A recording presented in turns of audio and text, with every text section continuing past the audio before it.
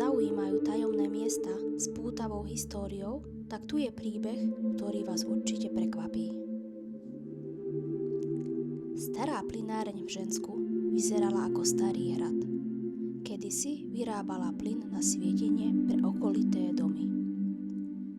Postavili ju schválne v doline, keby náhodou vybuchla, aby neohrozila okolie. Po rokoch chátrania ju v roku 2004 kúpil súkromník a prerobil na dnešný penzión. Legenda vraví, že tu zomrel robotník na otravu plynom, ale skorumpovaný doktor radšej do protokolu napísal, že zomrel na starobu, aby šéfovia nemali problém. A nespokojný duch robotníka sa sem dodnes vracia strašiť pri každom splne.